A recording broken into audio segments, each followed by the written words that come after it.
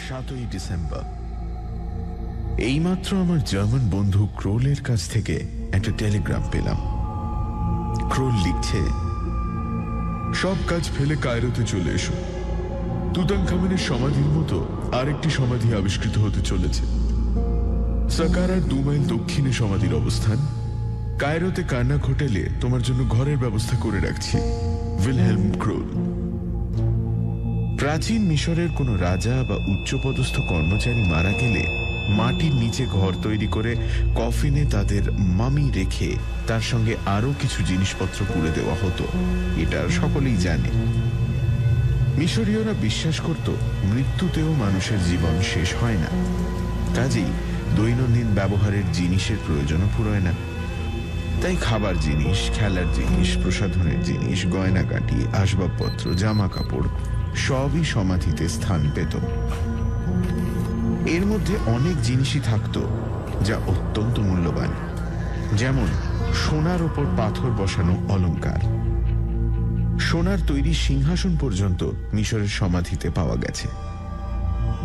তুতানখামেনের মামির ওপর যে রাজার প্রতিকৃতি সমেত আচ্ছাদন ছিল তার পুরোটাই নিরেট সোনার তৈরি।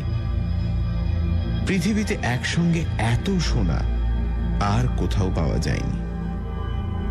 এইসব মূল্যবান জিনিস থাকার দরুন সেই প্রাচীন কাল থেকেই ডাকাতরা সমাধি লুণ্ঠনের কাজ শুরু করে দিয়েছে। বর্তমানকালে খুব কম সমাধিতেই মূল্যবান কিছু পাওয়া গেছে। এর ব্যতিক্রম হল তুতানখামেনের সমাধি। আশ্চর্যভাবে এই তরুণ সম্রাটের সমাধির উপর ডাকাতের হাত পড়েনি। 1922 খ্রিস্টাব্দে হাওয়ার্ড কার্টার যখন এই সমাধি আবিষ্কার করেন তখন সারা বিশ্বে সাড়া পড়ে গিয়েছিল এই কারণে যে এই প্রথম একটি সমাধি পাওয়া গেল যার একটি জিনিসও খোয়া যায়নি। ক্রোল যে সমাধিটার কথা লিখেছে সেটা সম্বন্ধে ইতিমধ্যে কাগজে পড়েছি। এটা হলো আজ থেকে 3500 বছর আগের এক পুরোহিত ও জাদুকর নেফ্রুদেতের সমাধি। ইংল্যান্ডের লর্ড ক্যাভেন্ডিশ মিশর সরকারের অনুমতি নিয়ে এই সমাধি খননের যাবতীয় খরচ বহন করছেন। ভিনদেশের লোক খননের কাজ চালালেও খুঁড়ে যা পাওয়া যাবে তার একটা ভাগ মিশর সরকারকে দিতে হবে, এই হলো নিয়ম। এইভাবেই কায়রোর আশ্চর্য মিউজিয়াম গড়ে উঠেছে। খোঁড়ার কাজ চালাচ্ছেন তরুণ প্রত্নতাত্ত্বিক জোসেফ ব্যানিস্টার। সবেমাত্র একটা ঘর খুঁড়ে বার করার খবর কাগজে বেরিয়েছিল এবং তাতেই মনে হয়েছিল যে এ সমাধিতে ডাকাতরা কোনো উপদ্রব করেনি। এই খবর 3 দিন আগে কাগজে পড়ি। এর মধ্যে কাজ নিশ্চয়ই আরো অগ্রসর হয়েছে, যদিও এই ধরনের কাজ অত্যন্ত সময় সাপেক্ষ। আমার দিক দিয়ে এ এক সুবর্ণ সুযোগ। প্রত্নতাত্ত্বিক মহলে ক্রোলের যথেষ্ট খাতির আছে। সে যখন এই খোঁড়ার কাজে জড়িয়ে পড়েছে তখন আমারও কোনো অসুবিধা হওয়ার কথা নয়। এই লর্ড ক্যাভেন্ডিশ ভদ্রলোকটি যে মিশর সম্বন্ধে বিশেষ উৎসাহী তা নন, তাঁর নানান রকম শখ। ইনি ইংল্যান্ডে বিশাল সম্পত্তির অধিকারী। বিভিন্ন সময়ে নানান ব্যাপারে ইনি পৃষ্ঠপোষকতা করেছেন। তার মধ্যে ব্রাজিলে ও নিউ গিনিতে 2টি অভিযানের কথা উল্লেখ করা যেতে পারে।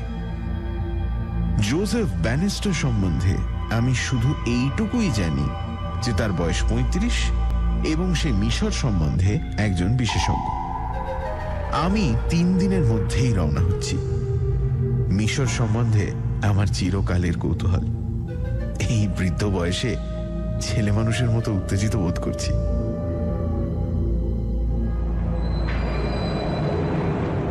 12ই ডিসেম্বর, কায়রো। এখন রাত 11:30। আমি কার্নাক হোটেলের 352 নম্বর ঘরে বসে আমার ডায়েরি লিখছি। গতকাল সকালে আমি কায়রো পৌঁছেছি। ক্রোল গিয়েছিল এয়ারপোর্টে।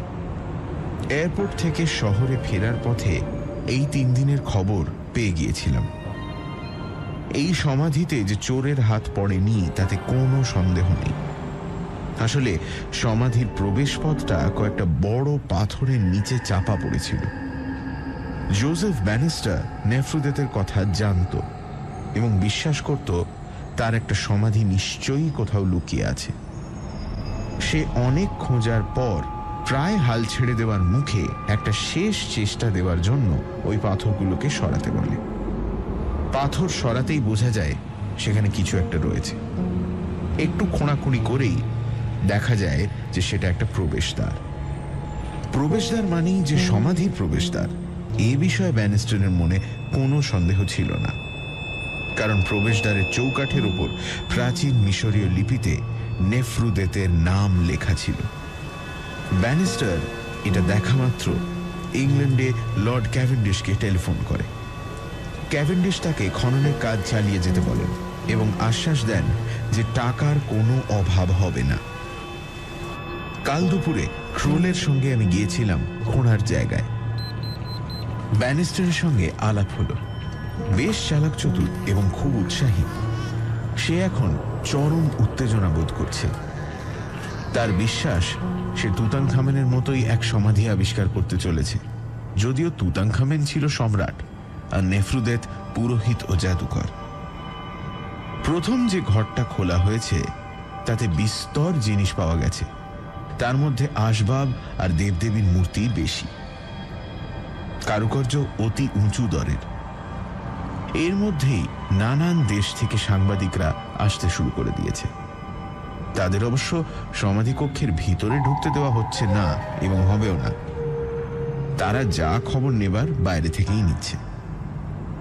ক্রোল একটা কাজের কাজ করেছে, তার সঙ্গে ব্যানিস্টারের পরিচয় বেশ কিছুদিন থেকেই। সে ব্যানিস্টারকে বলে অনুমতি জোগাড় করে নিয়েছে যাতে খোঁড়ার সময় আমি আর ক্রোল দুজনেই কক্ষের মধ্যে থাকতে পারি। প্রথম কক্ষের জিনিসপত্রে নম্বর লাগিয়ে তাদের ছবি তুলে অতি সন্তর্পণে তাদের পাঠানো হচ্ছে ল্যাবরেটরিতে পরিষ্কার করার জন্য। প্রথম কক্ষের পিছন দিকে একটা শিলমোহর দিয়ে বন্ধ করা দরজা রয়েছে। সেটা যে আর একটা ঘর তাতে কোনো সন্দেহ নেই। তাতে আবার কি আশ্চর্য সম্ভার লুকিয়ে আছে কে জানে। 15ই ডিসেম্বর। আজ দ্বিতীয় ঘরটা খোলা হলো। ব্যানিস্টার প্রথমে একা কিছুক্ষণ টর্চ নিয়ে ঘরটা ঘুরে দেখল। আমরা দুজন বাইরেই অপেক্ষা করলাম। কদিনের মধ্যেই এইসব ঘরে ইলেকট্রিক কানেকশন বসে যাবে, তখন আর সব সময় টর্চের দরকার হবে না।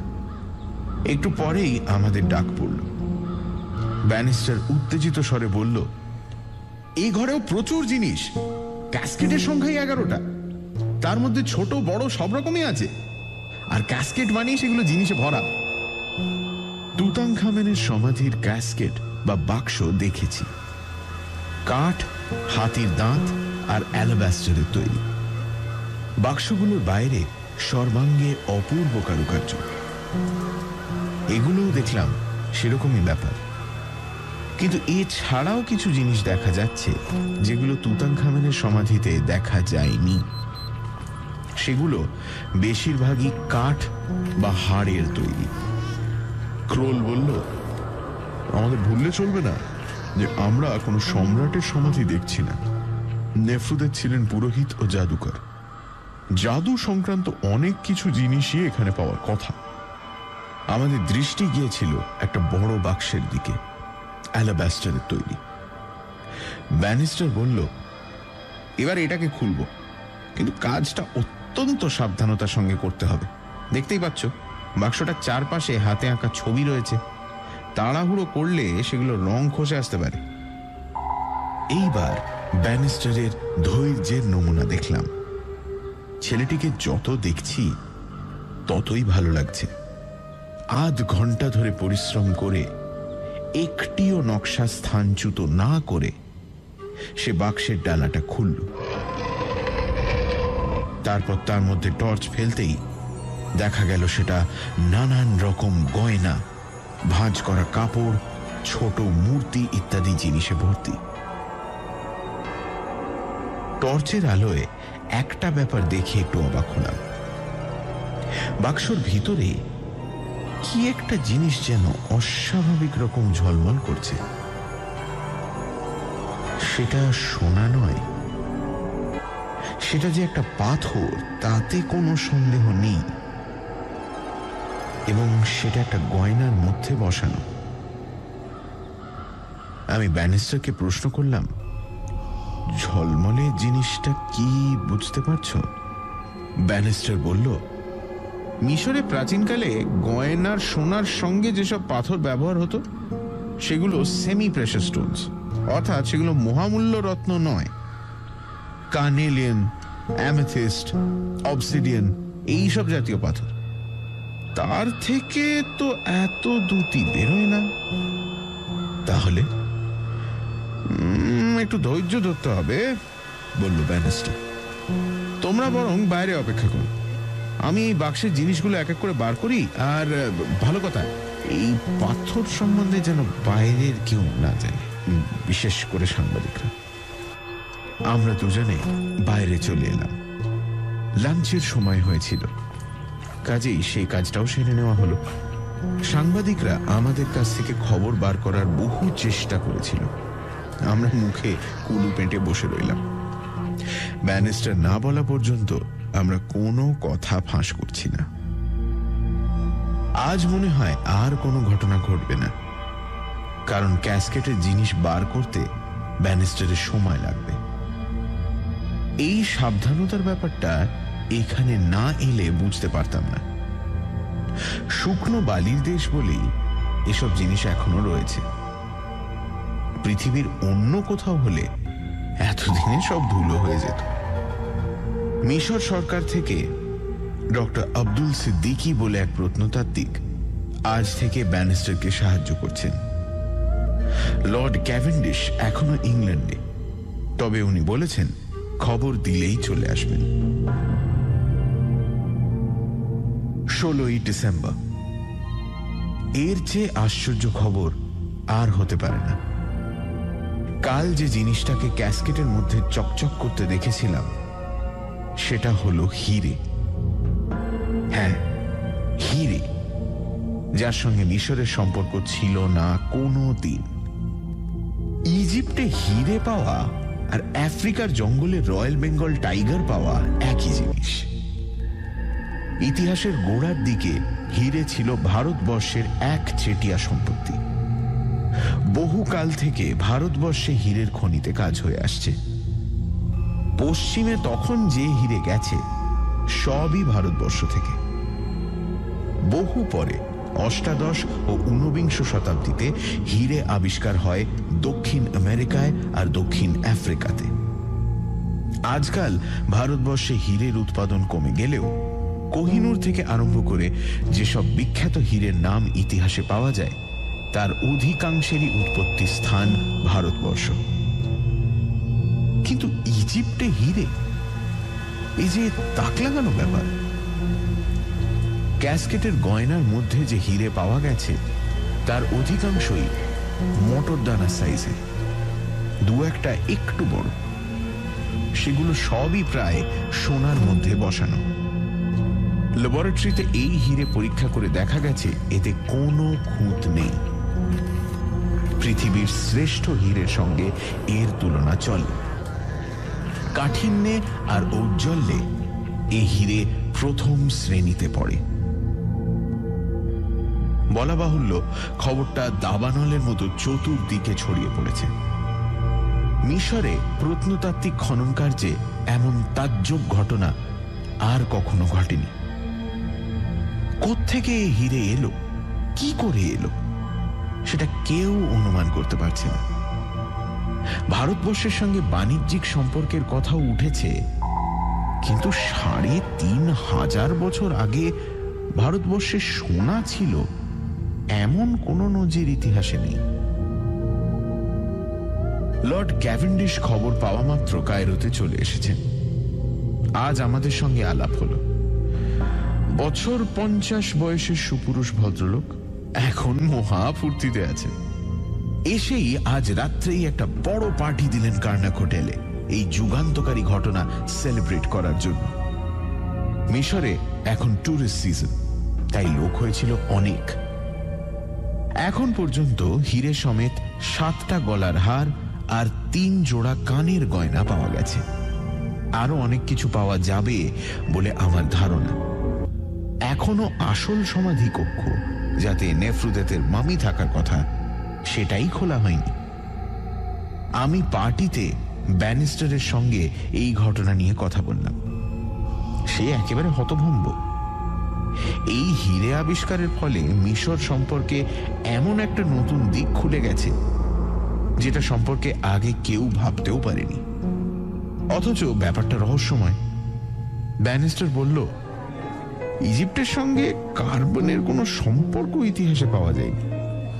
কয়লা এই দেশে কোনোদিন ছিল না, অথচ হীরের মূল হলো কার্বন। আমি এর কোনো কুলকিনারা খুঁজে পাচ্ছি না। আগামীকাল একটা নতুন ঘর খোলা হবে। আশা করছি এটাই হবে প্রধান সমাধি কক্ষ, এবং নেফ্রুদেতের কফিনও এখানেই পাওয়া যাবে।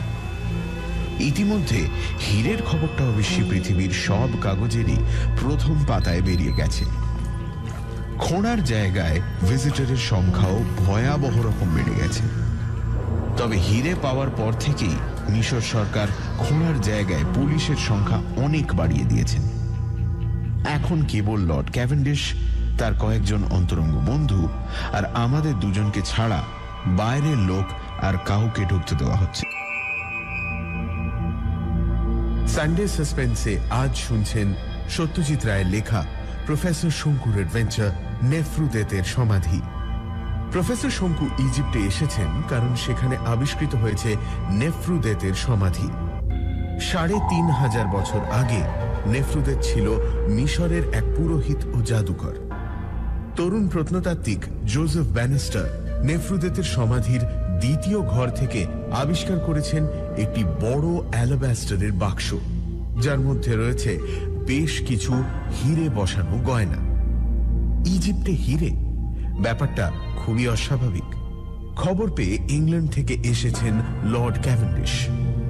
পরের দিন খোলা হবে প্রধান সমাধি কক্ষ, যাতে নেফ্রুদেতের মামির থাকার কথা। তারপর 17ই ডিসেম্বর। আজ সকালে একটা ঘটনার কথা শুনলাম, যার সঙ্গে এই প্রত্নতাত্ত্বিক খননের কোনো সম্পর্ক না থাকলেও এটাও হীরে সংক্রান্ত। 3 মাস আগে হোটেল কার্নাকে লর্ড ও লেডি এইন্সওয়ার্থ নামে ইংল্যান্ডের বিশেষ সম্ভ্রান্ত পরিবারের এক দম্পতি এসেছিলেন কিছুদিনের জন্য। লেডি এইন্সওয়ার্থের একটি বহুমূল্য হীরের হার ছিল, যার প্রধান হীরেটি একটি আঙুরের মতো বড়। এই হোটেল থেকেই সেই হারটি চুরি যায়, এবং সেই সঙ্গে লর্ড এইন্সওয়ার্থের ভৃত্য ফ্রান্সিসকেও আর পাওয়া যায় না। পুলিশ অনুমান করে এটা বিখ্যাত গ্রিক হীরে চোর ডিমিট্রি ম্যাক্রোপুলোসের কীর্তি। তাকে নাকি এই ঘটনার 3 দিন আগে কায়রোতে দেখা গিয়েছিল। ম্যাক্রোপুলোস 2 বার জেল খেটেছে, কিন্তু তাতেও তার সংস্কার হয়নি। ম্যাক্রোপুলোস এইন্সওয়ার্থের চাকর ফ্রান্সিসকে মোটা ঘুষ দিয়ে হীরের হারটি আদায় করে। তার ফলে ফ্রান্সিসকেও পালাতে হয়। এখন হীরেই হচ্ছে একমাত্র আলোচ্য বস্তু। তাই আমাদের হোটেলে এক ফরাসি ভদ্রলোক আমাদের এই কাহিনীটি শোনালেন। মনে মনে বললাম, ভাগ্যিস নেফ্রুদেতের সমাধিতে ডাকাত পড়েনি, তাহলে তারা দাও মারত ভালোই। আজ দুপুরে 2টোর সময় 3য় ঘরের দরজা সিল ভাঙা হলো। যা অনুমান করা হয়েছিল তাই।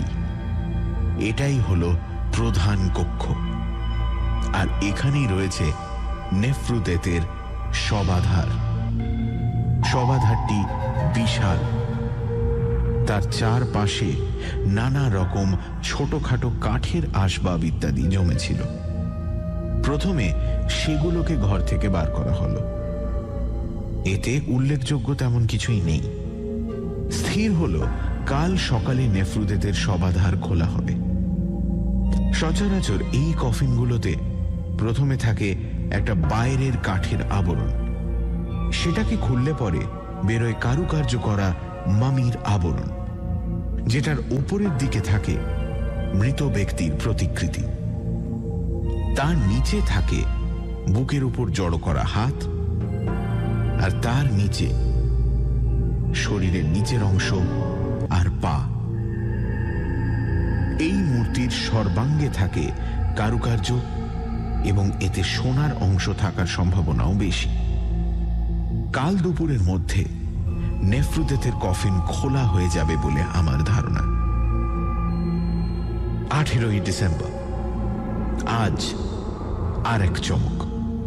নেফ্রুদেতের মামির আবরণে তার প্রতিকৃতির গলায় একটা হার পাওয়া গেছে, যাতে একটা অসামান্য দ্যুতি সম্পন্ন হিরে রয়েছে। ব্যানিস্টার আমাদের প্রায় ঘণ্টাখানেক আগেই ঢুকেছিল এই কক্ষে। তারপর সে ডাকায় প্রথম গেলেন লর্ড ক্যাভেন্ডিশ ও তাঁর দুই বন্ধু, তারপর আমরা দুজনে। ক্যাভেন্ডিশ একটা মন্তব্য করলেন যেটা আমার মোটেই ভালো লাগলো না। তিনি কিছুক্ষণ কফিনের গলার হিরেটার দিকে চেয়ে থেকে বললেন, I must say, it looks exactly like Lady Ainsworth's diamond. এটা বলার অবশ্যই একটা কারণ আছে। মিশরীয়রা সেই যুগেই হিরেতে পল কাটতে শিখেছিল, যেটা ভারতবর্ষ কোনো দিনই রপ্ত করতে পারেনি। এই হিরেটাও তাই দেখে আজকালকার হিরে বলেই মনে হয়। ক্রোল আমার কানের কাছে মুখ এনে বলল, ম্যাজিক, ম্যাজিক, এই সবই ম্যাজিক। ম্যাজিক, ভোজবাজি ইত্যাদিতে বিশ্বাসী ক্রোলের মতো ইউরোপে আর দ্বিতীয় কেউ আছে বলে আমার মনে হয় না। এই হিরে তৈরির ব্যাপারে জাদুর যে একটা ভূমিকা আছে সে বিষয়ে ক্রোল নিঃসন্দেহ। শুধু রাসায়নিক ব্যাপারে এটা সম্ভব হয়েছে সেটা ক্রোল মানতে চায় না। মোট কথা, এই ৩৫০০ বছর আগের হিরে আমাকে যে চমক দিয়েছে তেমন আর কিছু দিয়েছে বলে মনে পড়ে না। ১৯শে ডিসেম্বর, আজ তুমুল কাণ্ড। এরকম যে হবে তা ভাবতে পারিনি। নেফ্রুদেতের কণ্ঠহারের হিরে দেখে কায়রো পুলিশ বলেছে সেটা নাকি লেডি এইন্সওয়ার্থের নেকলেসের হিরে। এই হীরের একটা ছবি তুলে তৎক্ষণাৎ নাকি লেডি এইন্সওয়ার্থের কাছে পাঠানো হয়েছিল এবং তিনিও সেটাকে তার নিজের হিরে বলে চিনতে পেরেছেন। ৩৫০০ বছর আগে মিশরে হিরে তৈরির ব্যাপারটা নাকি সম্পূর্ণ ধাপ্পা। সমস্ত ব্যাপারটা কি করে সম্ভব হয় সেটারও একটা বিবৃতি পুলিশ দিয়েছে। যেদিন লেডি এইন্সওয়ার্থের গলার হার চুরি হয় সেদিন নাকি ম্যাক্রোপুলাস কায়রোতে ছিলই না, সে ছিল এথেন্সে। এ ব্যাপারে তার অকাঠ্য অ্যালিবাই আছে, অর্থাৎ এই বিশেষ হিরে চুরির সঙ্গে তার কোনো সম্পর্কই নেই। পুলিশ তাই একটা নতুন সিদ্ধান্তে পৌঁছেছে। চুরির সময় ব্যানিস্টার কায়রোতে ছিল এবং কার্নাক হোটেলেই ছিল। সেই এইন্সওয়ার্থের চাকরকে ঘুষ দিয়ে নেকলেসটা চুরি করে তাই দিয়ে ইজিপশিয়ান ধাঁচের গয়না বানিয়ে নেফ্রুদেতের সমাধিতে পুরেছে। উদ্দেশ্য হল একটা বিশ্বব্যাপী আলোড়ন সৃষ্টি করা। হাওয়ার্ড কার্টার খ্যাতি অর্জন করেছিলেন তুতানখামেনের সমাধি খুঁড়ে বার করে। ব্যানিস্টার চেয়েছিল কার্টারকেও টেক্কা দিতে। এদিকে আর একটা ব্যাপার হয়েছে। আমেরিকার ডি বিয়ার্স কোম্পানি সারা বিশ্বের হিরে বেচা কেনা কন্ট্রোল করে। এই কোম্পানি থেকে লোক এসেছে ব্যাপারটা সম্বন্ধে অনুসন্ধান করার জন্য। কৃত্রিম উপায়ে সহজে হিরে তৈরি করতে পারলে হীরের ব্যবসা লাটে উঠত। অবশ্যই তারা যখন শুনল নেফ্রুদেতের হিরে আসলে লেডি এইন্সওয়ার্থের হিরে, তখন তারা আশ্বস্ত হল। ব্যানিস্টারকে পুলিশ প্রচণ্ডভাবে জেরা করছে। কায়রো পুলিশ নাকি এই ব্যাপারে একেবারে নির্মম। লর্ড ক্যাভেন্ডিশ একদম ভেঙে পড়েছেন। তার মন বিশ্বাস অবিশ্বাসের মধ্যে দোলায়িত হচ্ছে। তিনি আমাকে বললেন যে ব্যানিস্টার নাকি ভীষণ উচ্চাভিলাষী ছিল, যদিও কাজের দিক দিয়ে তার উপর কোনো সন্দেহ করা চলতে পারে না। আমি আর ক্রোল দুজনেই বিশ্বাস করি যে ব্যানিস্টার নির্দোষ, কিন্তু সেটা আমরা প্রমাণ করছি কি করে? সে যদি সত্যি লেডি এইন্সওয়ার্থের হিরে চুরি করে থাকে এবং তাই দিয়ে ইজিপশিয়ান ধাঁচের গয়না তৈরি করে থাকে, তাহলে সেগুলো ক্যাসকেট ইত্যাদির মধ্যে রাখবার সুযোগ তার ছিল, কারণ রোজই সে প্রথমে একাই সমাধি কক্ষে প্রবেশ করেছে। তারপর আমরা দুজনে গেছি। পরিস্থিতি খুব অস্বস্তিকর। এই অবস্থায় কি করা উচিত তা ভেবে স্থির করা খুব মুশকিল। এদিকে ঘোড়ার কাজ তো বন্ধ রাখা যায় না, তাই সে কাজটা এখন চলছে ডক্টর সিদ্দিকির তত্ত্বাবধানে। লর্ড ক্যাভেন্ডিশও এ ব্যাপারে রাজি হয়ে গেছে। সিদ্দিকির সঙ্গে আমাদের যথেষ্ট পরিচয় হয়ে গিয়েছিল, কাজেই আমাদের পথ খোলাই আছে। এখন কথা হচ্ছে, আরো হিরে যদি বেরোয় তাহলে সেটা কার বলে প্রতিপন্ন হবে? তখন কি ব্যানিস্টারকে একটা পাকা হিরে চোর হিসেবে দাঁড় করানো হবে? কিন্তু আমার মন বলছে আর হিরে বেরোবে না। সেখানেই মুশকিল। এ কদিনে গয়না যা বেরিয়েছে তার পরিমাণ কিছু কম নয়। এদিকে আর হিরে না বেরোলে ব্যানিস্টারকে বাঁচানো আমাদের পক্ষে সত্যিই মুশকিল হবে। 20শে ডিসেম্বর। আজ আর ডায়েরি লিখতেও মন চাইছে না। পুলিশের নির্মম জেরায় ব্যানিস্টার তার অপরাধ মেনে নিয়েছে। এবারে তার যা শাস্তি হবার তা হবে। আমার আর এখানে একদিনও থাকতে ইচ্ছে করছে না।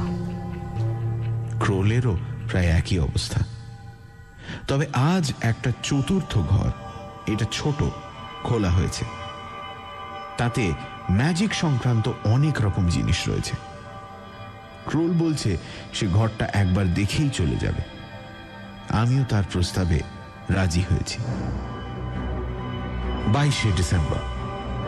আমাদের এই ঘটনার পরিসমাপ্তি যে এইভাবে হবে তা স্বপ্নেও ভাবতে পারিনি। আগেই বলেছি যে চতুর্থ ঘরে ম্যাজিক সংক্রান্ত জিনিসই ছিল বেশি। তার মধ্যে প্রধান হল মরার মাথার খুলি আর জন্তু জানোয়ারের হাড়। সে সমস্ত বাইরে পাঠিয়ে দেওয়ার পর ঘর যখন অপেক্ষাকৃত খালি হয়ে এলো, তখন আমাদের তিনজনেরই চোখে পড়ল একটা মাঝারি সাইজের অ্যালাবাস্টারের ক্যাসকেট। যথারীতি সন্তর্পণে ক্যাসকেট খুলে সিদ্দিকি বললেন, এতে একটা প্যাপিরাসের স্ক্রোল দেখছি। প্যাপিরাস গাছের পাতা শুকিয়ে প্রাচীন মিশরীয়রা সেটাকে কাগজের মতো করে ব্যবহার করত। প্যাপিরাস থেকেই ইংরেজিতে পেপার কথাটা এসেছে। এই প্যাপিরাস পর পর জুড়ে তা দিয়ে একটা লম্বা কাগজের মতো তৈরি করে তাতে কলম দিয়ে লিখে সেটাকে পাকিয়ে রাখা হতো। সেই রকম পাকানো কাগজকেই বলে স্ক্রোল। এই স্ক্রোল অতি সাবধানে খুলে টেবিলের ওপর পেতে তার উপর একটা কাঁচের শীট চাপা দিয়ে প্যাপিরাসের লেখা পড়া হতো। বলা বাহুল্য, এই লেখা হল সেই প্রাচীন মিশরীয় লিপি হায়ারোগ্লিফিক্স। এই ভাষা সিদ্দিকি, ক্রোল এবং আমি তিনজনেই পড়তে পারি। 3 ঘন্টা লাগলো এই প্যাপিরাস সমান করে বিছোতে।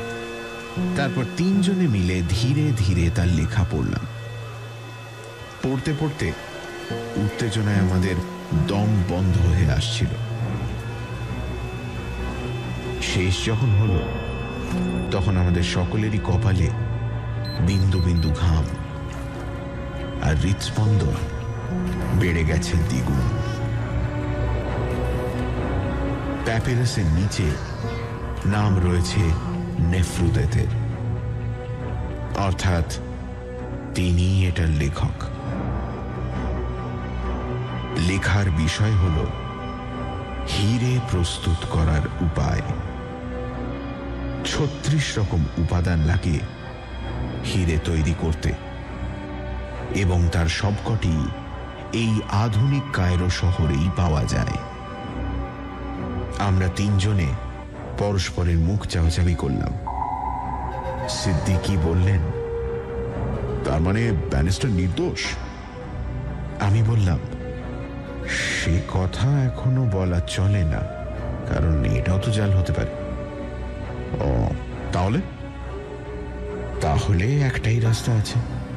কি? এই সব উপাদান সংগ্রহ করে নির্দেশ অনুযায়ী আপনাদের গবেষণাগারে হিরে তৈরি করা। আপনি ঠিক বলেছেন। গবেষণাগারে 19 ঘন্টা কাজ করে যে হিরেটি তৈরি হল, তার আয়তন প্রথম অবস্থায় কোহিনূরের সমান। পল কাটার সময় হল না যদিও, কিন্তু সব রকম পরীক্ষাতেই এ হিরে সসম্মানে উত্তীর্ণ হল। পুলিশ দেখল সে হিরে, লর্ড ক্যাভেন্ডিশ দেখলেন, এবং সব শেষে দেখল ব্যানিস্টার। তার আনন্দাশ্রু দেখে আমারও চোখে জল এসে গিয়েছিল। ব্যানিস্টার মুক্তি পেল। পুলিশ আবার লর্ড এইন্সওয়ার্থের চাকর ফ্রান্সিসের খোঁজ করতে শুরু করল। এইসবের পরে আমি আনুষ্ঠানিকভাবে নেফ্রুদেতের প্যাপিরাসটা নিয়ে সেটাকে টুকরো টুকরো করে ছিঁড়ে নীল নদের জলে ফেলে দিলাম। এই ফর্মুলা আর কেউ ব্যবহার করতে পারবে না, কারণ এটা জানি শুধু আমরা তিনজন, এবং আমরা তিনজনেই জানি যে হীরের দুষ্প্রাপ্যতাই তার মূল্যর ও তার অসামান্য কদরের কারণ। কোনো কোনো ব্যাপারে এই দুষ্প্রাপ্যতা বজায় রাখা ভালো এবং দরকার। হীরে যে তার মধ্যে একটি, তাতে কোনো সন্দেহ।